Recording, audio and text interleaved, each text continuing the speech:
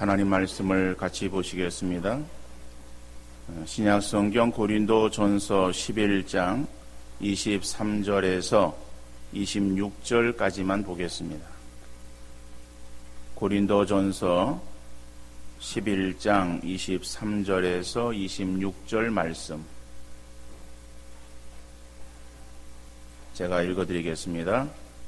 내가 너희에게 전한 것은 주께 받은 것이니 곧 주 예수께서 잡히시던 밤에 떡을 가지사 축사하시고 떼어 이르시되 이것은 너희를 위하는 내 몸이니 이것을 행하여 나를 기념하라 하시고 식후에 또한 그와 같이 잔을 가지시고 이르시되 이 잔은 내 피로 세운 새 언약이니 이것을 행하여 마실 때마다 나를 기념하라 하셨으니 너희가 이 떡을 먹으며 이 잔을 마실 때마다 주의 죽으심을 그가 오실 때까지 전하는 것이니라. 아멘. 1972년 10월 3일 우루과이 몬테비데오를 떠난 전세 비행기 안에는 15명의 아마추어 럭비 선수들과 또 응원단으로 따라가는 친구 25명과 승무원 5명 합해서 45명이 탑승하고 있었습니다. 근데 기상이 너무 안 좋아서 안데스 산맥을 넘다가 아무런 식량의 준비도 없이 동체 착륙을 하고 말았습니다. 바깥에는 모든 것이 다 얼어붙은 상태였습니다. 45명이 67일간의 사투 끝에 살아서 구출된 사람은 16명이었습니다. 이들이 살아남을 수 있었던 것은 죽은 사람의 시체를 뜯어먹고 연명을 했기 때문에 살 수 있었습니다. 날씨가 너무 추워서 시체가 부패되지 않고 그대로 얼어버렸기 때문에 꽁꽁 언 시체를 조금씩 뜯어먹으면서 생명을 이어갈 수 있었습니다. 생존자 중에 호세라고 하는 청년이 있었습니다. 저는 그동안 교회에 다녔지만 하나님의 집에는 살지를 않았습니다. 신자라는 이름은 가졌으나 사실 신앙이 없었습니다.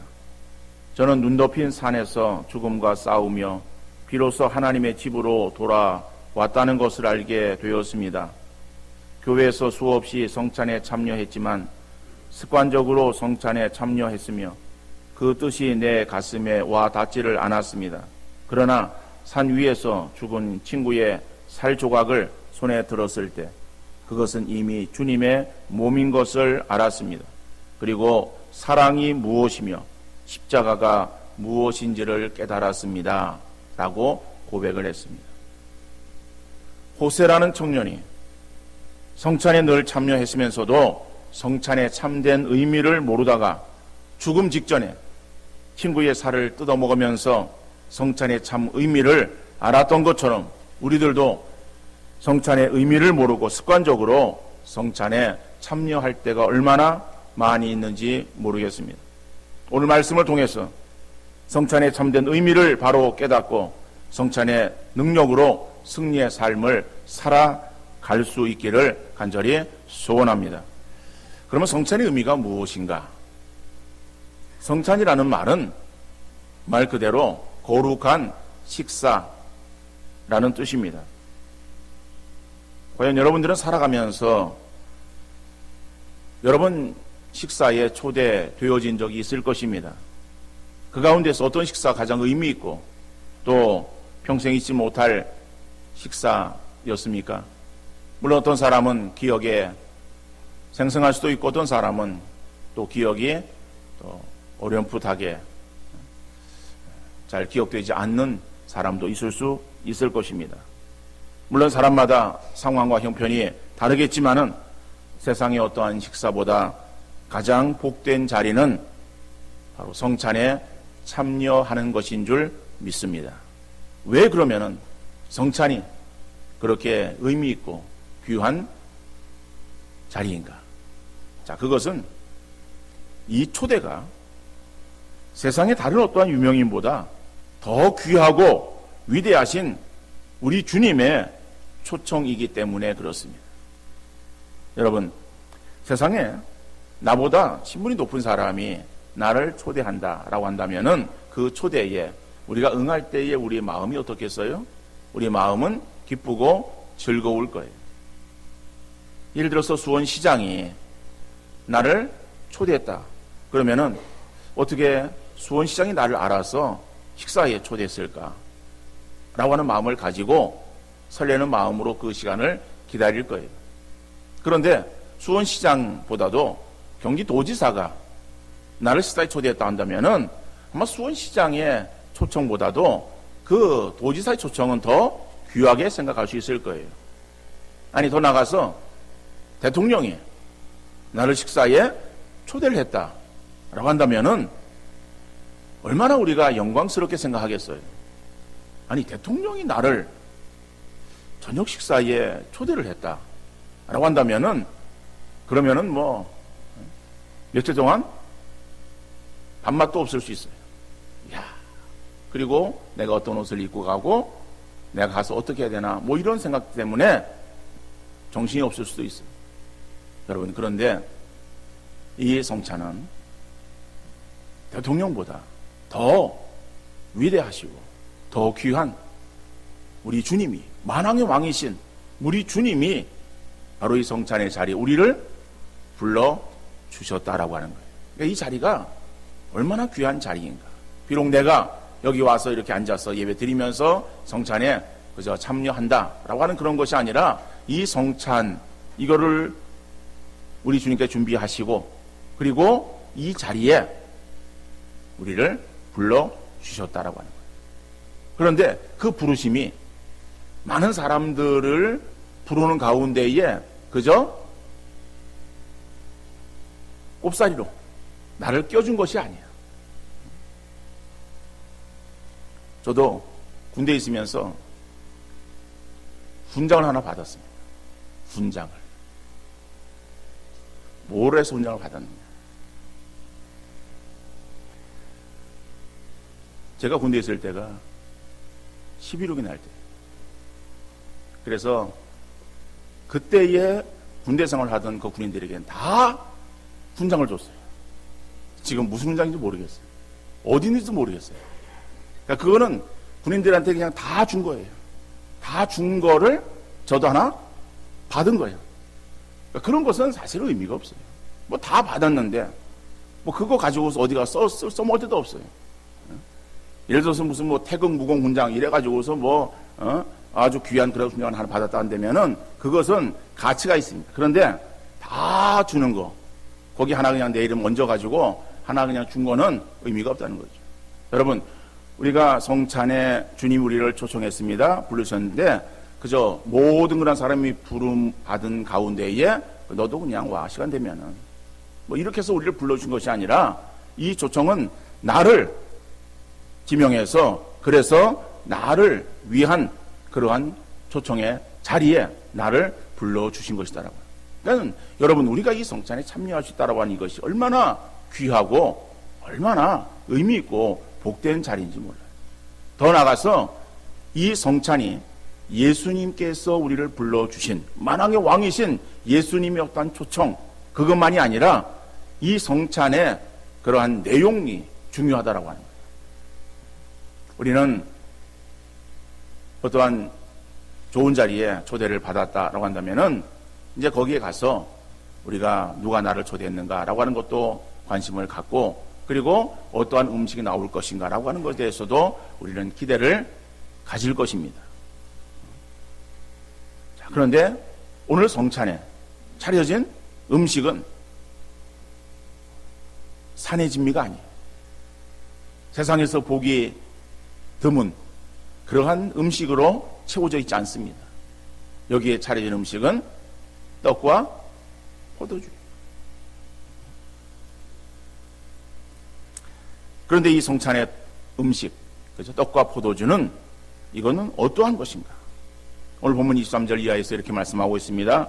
주 예수께서 잡히시던 밤에 떡을 가지사 축사하시고 떼어 이르시되 이것은 너희를 위하는 내 몸이니 이것을 행하여 나를 기념하라 하시고 식후에 또한 그와 같이 잔을 가지시고 이르시되 이 잔은 내 피로 세운 새 언약이니 이것을 행하여 마실 때마다 나를 기념하라고 하셨습니다.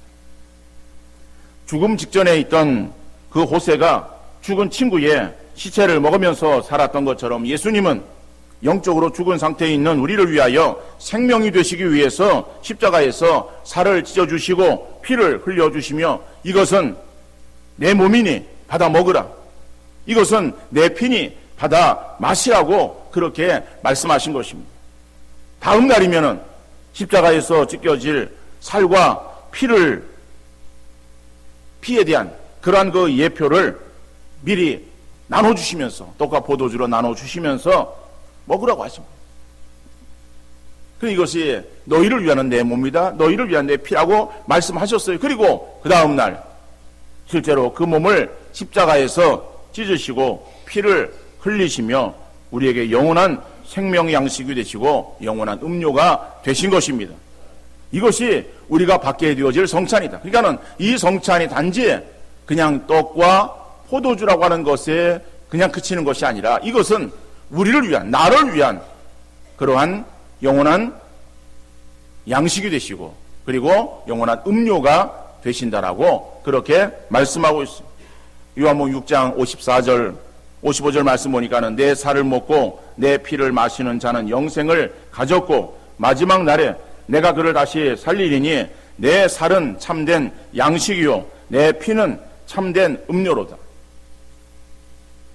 예수님의 이 살과 피만이 참된 양식이요 음료이기에 이것을 먹지 않으면 우리 속에 생명이 없는 거예요.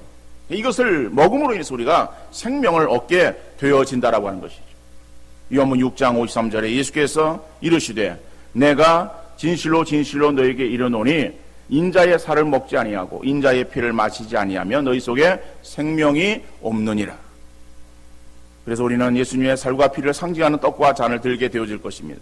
물론 이 떡과 잔을 든다라고 할 때에 이 떡과 잔에 어떤 능력이 있어서 이것을 우리가 먹고 마실 때에 여기에서 생명이 나오는 것은 아닙니다.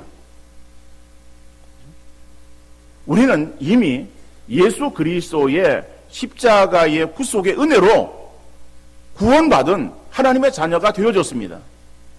그래서 하나님의 자녀가 되어진 그러한 성도, 하나님의 자녀가 되었다라고 하는 것의 외적인 표시가 세례받음이에요.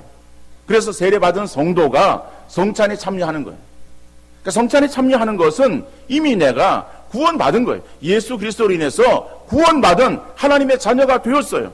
되어진 우리가 떡과 잔에 참여함으로 인해서 그 주님의 은혜를 다시 우리가 기념하는 거예요. 기념한다라고 하는 것은 기억하는 거예요. 그리고 그 의미를 되새기는 것을 말하는 거예요.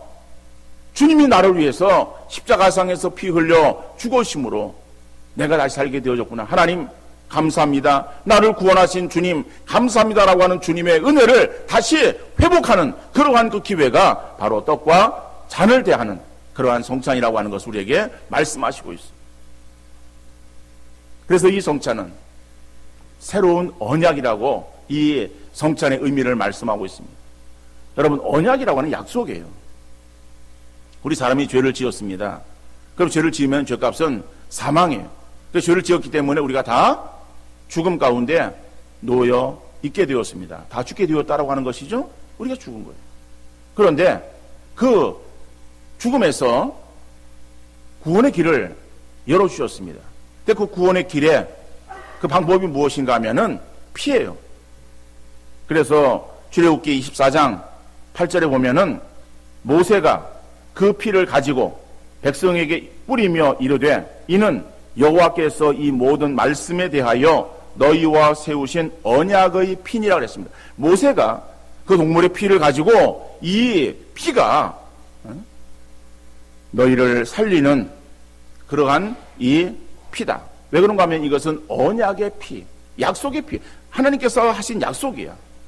너희의 죄가 있을지라도 그 죄를 사기 위해서 정결한 짐승을 대신해서 잡아서 죽이면은, 그러면은, 그리고 피를 뿌릴 때에 그 피를 보고, 그리고 너희의 죄를 이 동물에게 전가해서, 그래서 동물의 죽음이 너의 죄값인 그 죽음으로 내가 인정하고, 그리고 네가 죄값을 치웠기 때문에 너의 죄에 대한 것을 용서해 주마라고 하는 그러한 그 약속, 그것이 하나님께서 허락하신 약속이에요. 근데 그것이 이제 모세가 주력해서 말하고 있는 그러한 그 내용들이죠. 그런데 이것은 약속인데 어떤 약속인가 하면 옛 약속이에요. 그래서 옛 언약이다라고 말하는 거예요.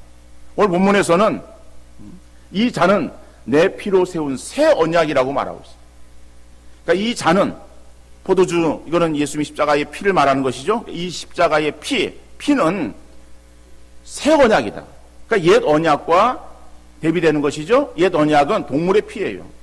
그래서 사람이 죄를 지었을 때의 죄값으로 동물이 죽어가는 것을 말하는 것인데, 그것이 아니라 새로운 그러한 그 언약. 그 언약이 무엇인가 하면은 스가랴 13장 1절에 보면은 그날에 죄와 더러움을 씻는 셈이 다윗의 족속과 예루살렘 주민을 위하여 열리리라. 그날에 죄와 더러움을 씻는 셈이 열리리라고 말씀하는 거예요.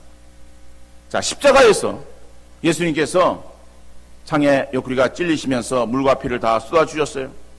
그래서 주님이 우리에게 있어서 죄와 더러움을 씻는 셈이 되었다. 바로 이 사실에 대해서 요한복음 4장 14절에서는 내가 주는 물을 마시는 자는 영원히 목마르지 아니하리니 내가 주는 물은 그 속에서 영생하도록 솟아나는 샘물이 되리라. 예수님은 생수가 되시는 거예요. 그 생수의 근원 되시는 샘물이 되셔가지고 우리에게 있어서 생명을 주시는 거예요. 그 죄와 더러움을 씻는 셈이 바로 예수님이 되셔가지고 그 예수님의 십자가에서 흘리신 그러한 그 피가 우리에게 있어서의 그 모든 죄를 씻는 그러한 물이 될 것이고, 근데 그 물은 예수님에게서 계속해서 솟아나는 샘물이라고 말씀하시는 것입니다. 바로 그래서 이 샘에서 쏟아진 피를 마시는 자는 죄사함을 받으라고 약속하셨는 이것이 바로 새 언약이다라고. 오늘 말씀하는 새 언약. 그러니까 옛 언약, 동물의 피로 드려지는 그 언약에 대한 예수님의 피의 새 언약을 말씀하고 있습니다. 그러므로 우리 이 잔을 마실 때마다 예수님께서 나의 죄와 더러움을 씻는 셈이 되셔서 십자가에서 피를 흘려주셨구나 하는 감사로 성찬에 임하는 우리 모든 성도님들 되어질 수 있기를 간절히 바랍니다. 그러면 우리가 성찬에 참여할 때에 주님이 나를 위해서 십자가에서 피 흘려 죽으셨고, 그리고 그 예수님의 대속의 죽음으로 내 죄가 사함받고 내가 하나님의 자녀가 되었고 구원받은 것에 대한 그러한 그 감격 속에서 우리가 주께서 베풀어 주시는 성찬에 참여할 수 있게 되어서, 그래서 정말 주님의 은혜를 다시 우리가 되새겨 볼 수 있도록 인도하신 것을 감사합니다라고 하는 그런 마음만 가지고 성찬에 참여하면 되겠는가라고 하는 거예요. 오늘 본문 26절은 이렇게 말씀하고 있습니다. 너희가 이 떡을 먹으며 이 잔을 마실 때마다 주의 죽으심을 그가 오실 때까지 전하는 것이니라 그랬어요. 너희가 이 떡을 먹으며 이 잔을 마실 때마다 주의 죽으심을, 그 죽으심은 누구를 위한 죽으심이에요? 저와 여러분을 위한 죽으심이에요. 그래서 우리가 그 죽으심으로 인해서 예수님이 십자가상에서 죽으심으로 우리가 구원함을 얻었어요. 새로운 생명 얻게 되었어요. 그래서 하나님의 자녀가 되었어요. 기쁨으로 우리가 성찬에 참여하고 있어요. 이 놀라운 사실을 우리만 가지고 있는 것이 아니라 이것을 그가 오실 때까지, 주님 재림하실 때까지 전하라라고 하는 거예요. 주님 오실 때까지 전하라. 우리 성도들이 전해야 될 말은 이 나이에 세상을 떠나기 너무 이르니 갈 수 없다고 전하라라고 하는 쓸데없는 소리가 아니라 이 성찬을 행할 때마다 주의 죽으심을 전하는 거예요. 주의 죽으심. 주님이 우리를 위해서 십자가상에서 피 흘려 죽어 주셨습니다. 누구든지 그 예수님의 십자가를 믿기만 하면은 우리가 구원을 얻습니다라고 하는 이 사실을 알지 못하는 사람들에게 전하는 거예요. 알고 있는 사람들에게 우리 함께 성찬에 참여해서 이것을 먹고 마시는 것으로 그치는 것이 아니라 이것을 먹고 마셔서 힘을 얻고, 그리고 알지 못하는 사람들에게 나가서 이 사실을 증거하는 것이 우리에게 주어지는 사명인 줄 믿습니다. 전하라고 하는 것은 그냥 그렇더라라고 알리는 것이 아니에요. 전하라라고 하는 것은 이것은 선포하는 것을 말하는 거예요. 복음은 선포하는 거예요. 선포한다라고 하는 것은 복음을 가지고 서로 토론하거나 변론하거나 설명하는 것을 말하는 것이 아닙니다. 선포한다라고 하는 것은 듣든지 아니 듣든지 전하는 거예요. 진리는 전하는 거예요. 진리는 변론하는 것이 아닙니다. 진리일 때 진리를 가지고서 뭘 설명을 해요? 진리는 전하는 거예요. 예수 그리스도의 십자가의 불 속에 이러한 대속의 죽음이라고 하는 것은요, 이것은 하나님의 약속이야. 이건 진리예요. 변하지 않아요. 변하지 않은 건 진리예요. 지금까지 변하지 않았어요. 또 주님 오실 때까지는 변하지 않아요. 그럼 이게 진리야. 진리를 가지고 있는 우리들은 진리를 전하는 거예요. 진리에 대해서 우리가 많은 설명이 필요한 것이 아니에요. 예수님 십자가의 죽으심, 그런 죽으심의 어떠한 여러 가지 어떤 상황들을 우리가 장황하게 설명하고 나열해야 되느냐? 그러지 않아요. 단순한 거예요. 예수님이 우리의 죄를 위해 십자가상에서 피 흘려 죽어 주셨습니다. 누구든지 이 예수님의 피를 믿으면은 구원함을 얻습니다. 당신 예수 믿으시기 바랍니다. 라고 하는 그 단순한 메시지지만 우리 전하는 거예요. 그것이 우리에게 주어지는 사명이다. 그것을 듣든지 아니 듣든지.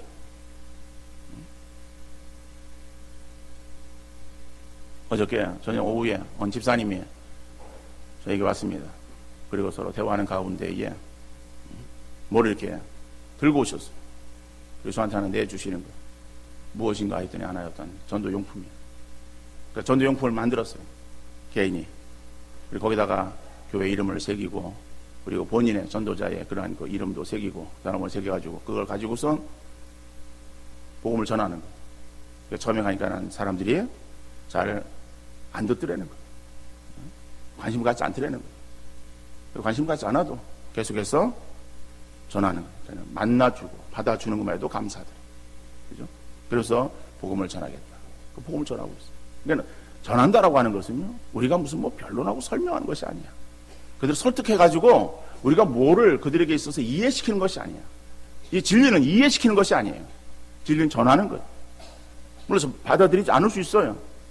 받아들이지 않는 그런 사람들에게 있어서는 우리가 우리의 힘써 하다가 그 다음에 또 다른 대상으로 넘어가면 되는 거예요. 그 사람이 왜 내 말을 듣지 않나, 내가 뭐를 잘못 전했나, 내 말이 부족한가, 내가 어떤가, 그런 것에 대해서 우리가 신경 쓸 필요 없어요. 그럼 듣지 않는 사람이에요. 또 듣는 사람도 있어요. 우리가 다니면서 듣는 사람을 찾는 거예요. 그죠? 그것이 이 사람 저 사람 안 되면 계속 찾다 보면은 그런 사람이 우리에게 있어서 하나님께서 연결시켜 주시기도 하시는 거예요. 복음은 듣든지 아니 듣든지 전하는 것이다. 전하는 것이 우리의 사명이다. 그러므로 성찬에 참여하는 사람은 예수님께서 우리의 구원을 위해 십자가상에서 피 흘려 죽어 주심으로 우리의 생명 양식이 되셔서 누구든지 예수님께서 십자가에서 죽으신 것을 믿으면은 죄사함을 받고 영생 얻게 되어진다라고 하는 이 사실 널리 전하는 우리 모든 성도님들 되어질 수 있기를 간절히 바랍니다. 성찬에 참여할 때 주님께서 내 마음속에 거하시면 연약한 우리의 영육이 강건하게 되어질 줄로 믿습니다. 그러므로 성찬에 참여하는 모든 성도들은 더 이상 연약한 사람이 아니고 능력의 사람임을 확신하며 믿음으로 승리하는 귀한 삶을 살아갈 수 있기를 주님 이름으로 축원합니다.